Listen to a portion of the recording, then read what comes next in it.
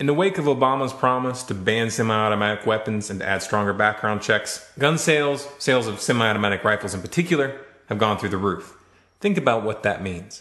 It should be obvious that rather than preparing to hand over their weapons, a large number of Americans are getting geared up for a fight.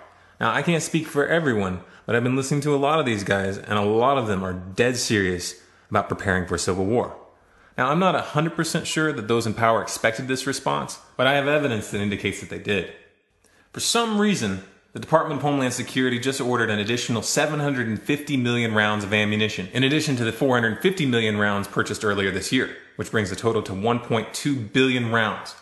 What stands out when you look at the actual purchase order is that there are massive quantities of hollow point bullets and buckshot. Hollow point bullets are designed to expand rapidly when they hit their target, ripping large chunks of flesh off as they exit the body.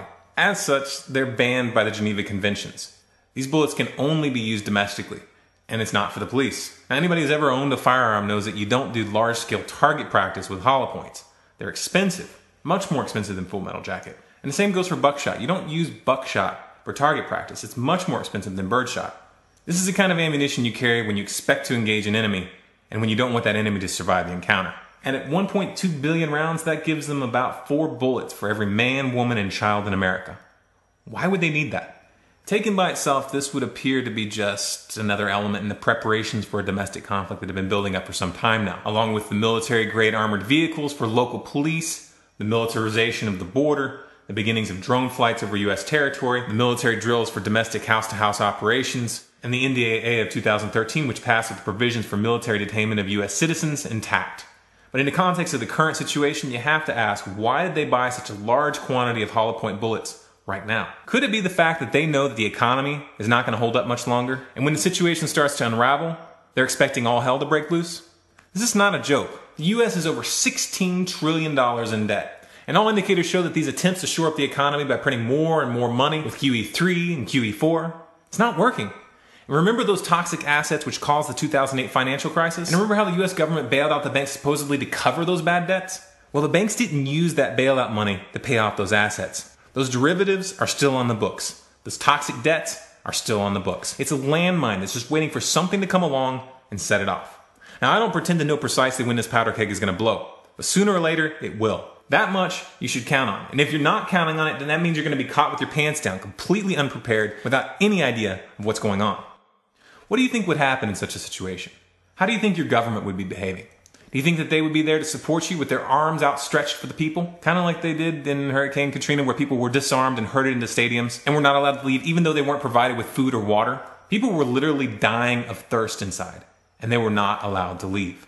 It would be a fatal error to assume that the government is going to help you in the case of a real national crisis. And it would be a serious miscalculation to think that gun-toting conservatives are the real threat, or that the government's goal is to keep weapons out of the hands of criminals. If the government really wanted to keep guns out of the hands of criminals, they wouldn't have sent thousands of automatic weapons straight to the Mexican drug cartels during Operation Fast and Furious. Operation Fast and Furious lasted from 2006 to 2011. Involvement can be traced all the way up to top-level administration officials such as Eric Holder, and it has resulted in hundreds, if not thousands, of deaths. This isn't a conspiracy theory.